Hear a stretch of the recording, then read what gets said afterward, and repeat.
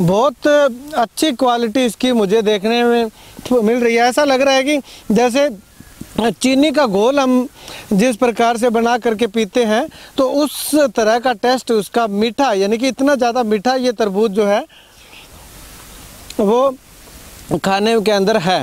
नमस्कार, स्वागत आपका के हरियाणा पे। मैं हूं आपके साथ रमेश जाखड़। तरबूज गर्मियों का एक बेहतरीन तोहफा होता है। आपने लाल गिरी के तरबूज तो बहुत सारे देखे होंगे कि काटने के बाद अंदर से जो लाल निकलता है, लेकिन मैं आपको एक ऐसी खास वैरायटी के बारे में आज बताऊंगा जिसे आप तरबूज को काटोगे तो अंदर से लाल के बजाय पीली गिरी उसकी आपको दिखेगी। यानी कि दो तरह के तरबूज एक प्लांट में मैं आया हूँ, यहाँ पे लगा रखे हैं। और पीली गिरी का तरबूज यानी कि अंदर से जो पीले रंग का तरबूज होता है वो खास करके आज मैं आपको दिखाऊंगा।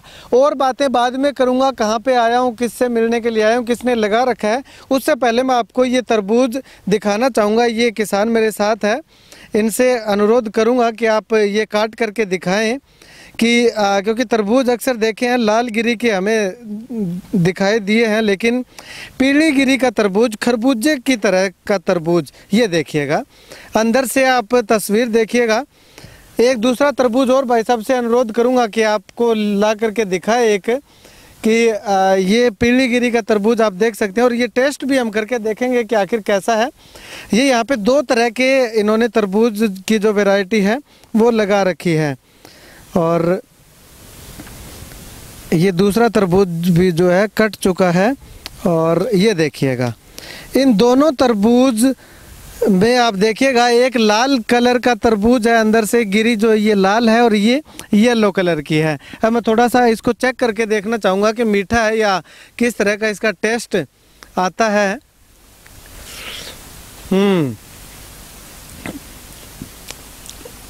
बहुत अच्छी क्वालिटी इसकी मुझे देखने में मिल रही है। ऐसा लग रहा है कि जैसे चीनी का घोल हम जिस प्रकार से बना करके पीते हैं तो उस तरह का टेस्ट उसका मीठा, यानी कि इतना ज़्यादा मीठा ये तरबूज जो है वो खाने के अंदर है। चलिए अब मैं आपको बताता हूँ कि मैं कहाँ पे हूँ। इस वक्त मैं मौजूद हूँ सिरसा जिला के गांव रायपुर में। रायपुर बेनीवाल वाला रायपुर इसको बोला जाता है, चोपटा क्षेत्र का ये गांव है। और ये मेरे साथ एक प्रगतिशील किसान है जिनसे मैं आपको मिलवा रहा हूं, रामचंद्र बेनीवाल। राम बेनीवाल इनको वैसे पुकारा जाता है, शॉर्ट नेम राम है।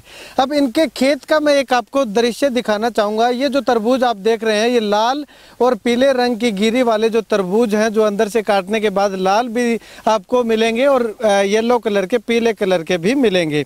दो तरह की वैरायटी इन्होंने लगा रखी है। पूरे खेत का मैं आपको नज़ारा दिखाना चाहूँगा। तो उधर दो महिलाएँ जो हैं वो भी आप देख सकते हैं कि तरबूज तोड़ करके बट्ठल के अंदर डाल करके और एक जगह पे इकट्ठा कर रही हैं ताकि इनको बेचा जा सके।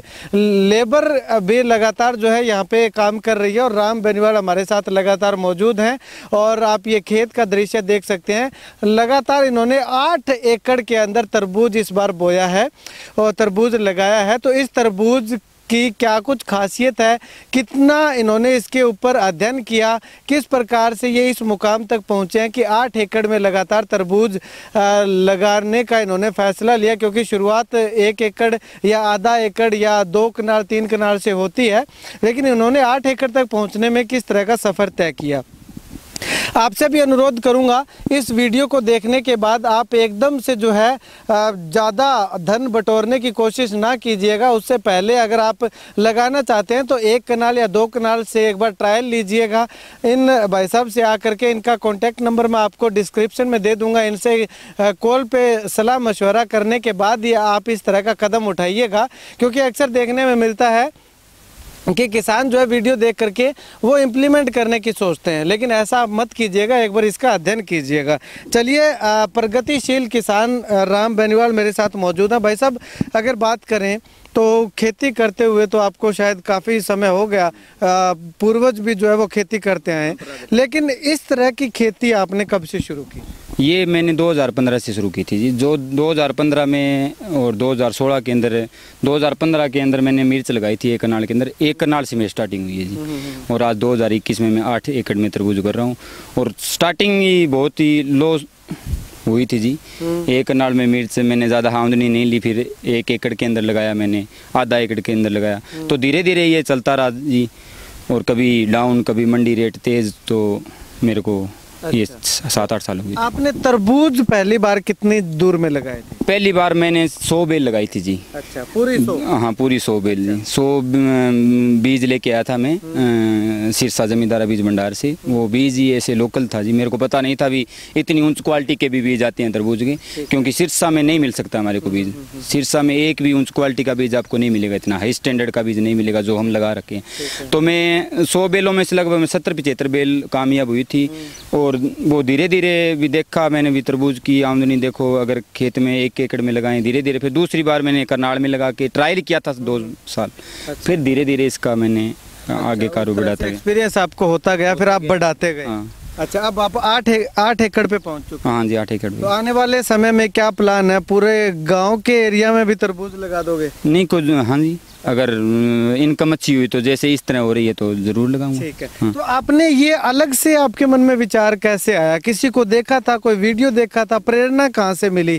क्योंकि पढ़ाई लिखाई आपने बीच में ही छोड़ दी थी शायद, कोई बिजनेस भी आप कर रहे थे, वो छोड़ करके आप इस लाइन में आए। 2009 में मैंने +2 की थी चोपटा से, गवर्नमेंट स्कूल से। और +2 करने के बाद मैं बिजनेस लाइन में जाना चाहता था। और मैं एक सोसाइटी ऑफ फ्यूचर टेक्नोलॉजी का मैंने डिप्लोमा भी किया था दिल्ली, जिसको development education world wide society future technology की एक हमारे दिल्ली के अंदर पहली एक ऑनलाइन एजुकेशन एकेडमी थी। उसमें मैंने 3 साल का डिप्लोमा किया था। उसमें सिखाया जाता था भी फ्यूचर में कामयाब होने के लिए क्या किया जाएगा। ठीक है।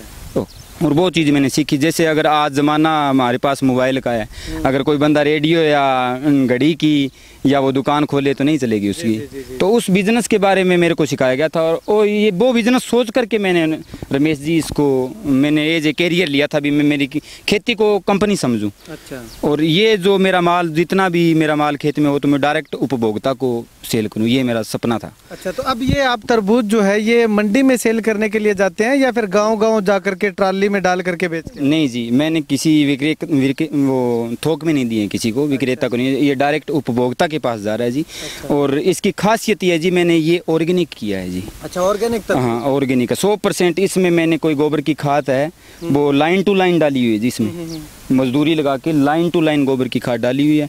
और जो भी इसके अंदर प्रोडक्ट डाले हुए हैं, जो भी वो ऑर्गेनिक डाले हुए हैं जी, बायो ऑर्गेनिक जी। अच्छा, यानी कि ये कीटनाशक वगैरह इनका आपने? हाँ, शुरुआत मैंने अब की बार की है जी। पहले कीटनाशक का करता था मैं, ये बात नहीं करता था।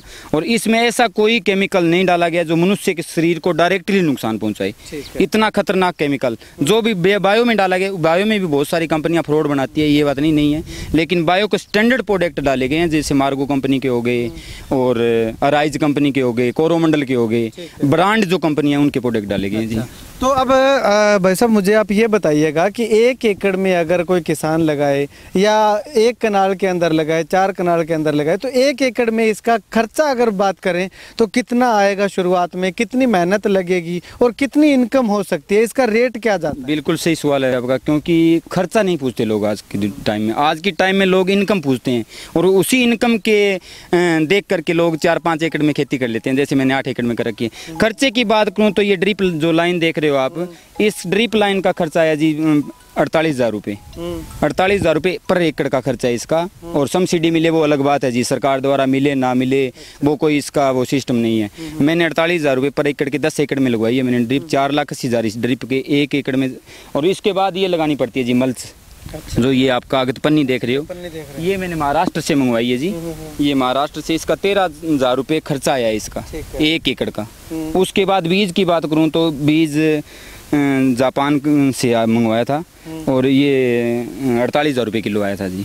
एक एकड़ में 300-350 ग्राम, 400 ग्राम भी पड़ सकता है जी। अच्छा। वो कोई जरूरी नहीं है। वो तो जो आपने मल्च लगा रखी है ये हर बार नहीं लगानी पड़ेगी? बिल्कुल सही, नहीं लगानी, ये खत्म होगी जी अब। अच्छा, ये खत्म? हाँ, ये खत्म। यानी कि एक बार की मल्च जो है वो एक ही फसल देगी? दूसरा, हाँ, एक बार मल्च। हाँ जी। अच्छा, तो टोटल अगर खर्चे की बात करें तो 1 एकड़ में कितना मान के चलेगी? 60,000 रुपये? हाँ 70-60 हज़ार रुपये आता है। हाँ जी आता है। अच्छा, इनमें पानी कितना चाहिए होता है? पानी बहुत कम है जी, पानी मीठा चाहिए, थोड़ा नहर का पानी हो, और जो ट्यूबवेल का पानी है वो भी मीठा हो जी। नहर का पानी होना जरूरी है जी। वाटरमेलन कोई भी वेजिटेबल हो, अगर नहर का पानी हो तो बहुत ही बढ़िया है अपने। हाँ बहुत अच्छा है जी। अच्छा, अगर इसमें नहर का पानी लगेगा तो मीठा ज्यादा होगा? मीठा भी ज्यादा होगा और क्वालिटी भी होगी जी, क्वालिटी भी बहुत बढ़िया होगी। अच्छा, तो कितने पानी इसमें चाहिए होते हैं पूरी फसल पकने में? पूरी फसल पकने में जी जितना, अगर जैसे मैं 8 एकड़ में तरबूज की खेती कर रहा हूँ, और परंपरागत तरीके से जैसे नरमे और गेहूं की खेती कर रहे हैं लोग, 1 एकड़ के अंदर नरमे और गेहूं की फसल में जितना पानी लगता है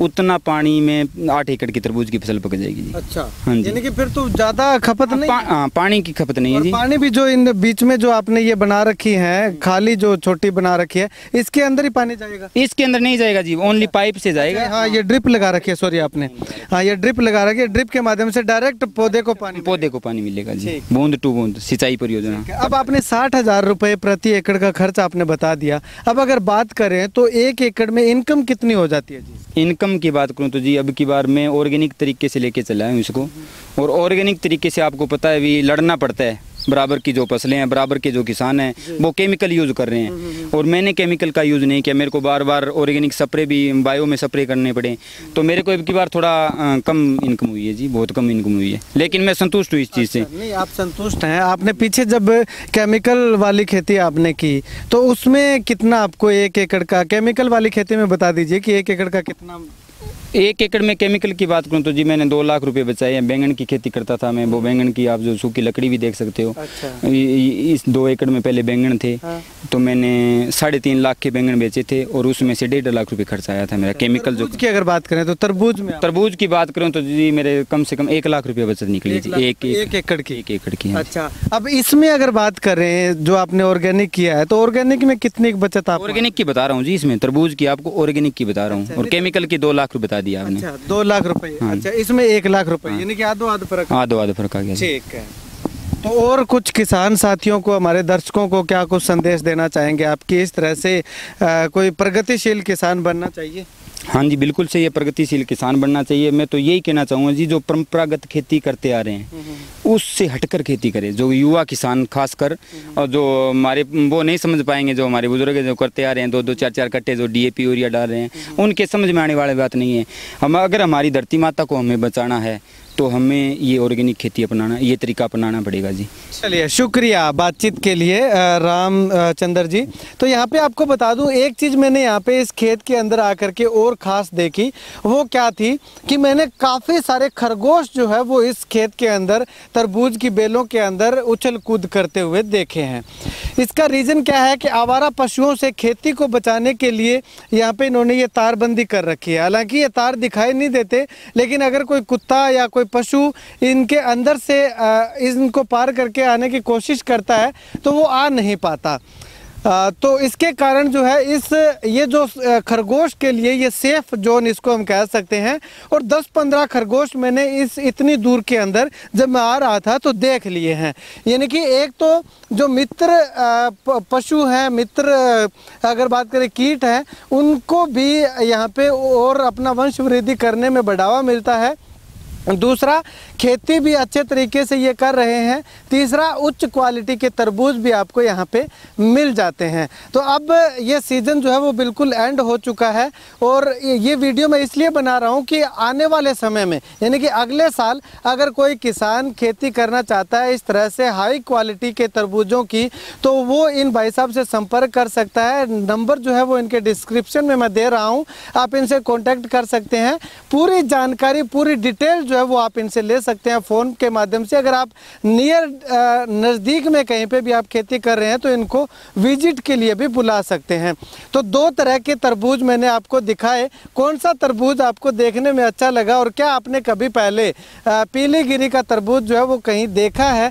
अगर नहीं देखा है तो आपके सिरसा जिला के अंदर ही इन पीलीगिरी के तरबूजों की खेती जो है वो होती है, तो आप यहाँ पे आकर के भी अभी देख सकते हैं। अभी 2-4 दिन का समय और है, 2-4 दिन में आकर के आप देख सकते हैं, विजिट कर सकते हैं। इस जानकारी को ज़्यादा से ज़्यादा शेयर कीजिएगा ताकि और भी किसान जो है वो आने वाले समय में प्रगतिशील किसानों की सूची में, श्रेणी में शामिल हो सके। और आप अगर इस वीडियो को यूट्यूब पे देख रहे हैं तो हमारे चैनल को सब्सक्राइब करना मत भूलिएगा, और अगर आप फेसबुक पे देख रहे हैं तो पेज को लाइक और फॉलो करना मत भूलिएगा। कैमरा सहयोगी सुनील के साथ रमेश जाखड़ के हरियाणा।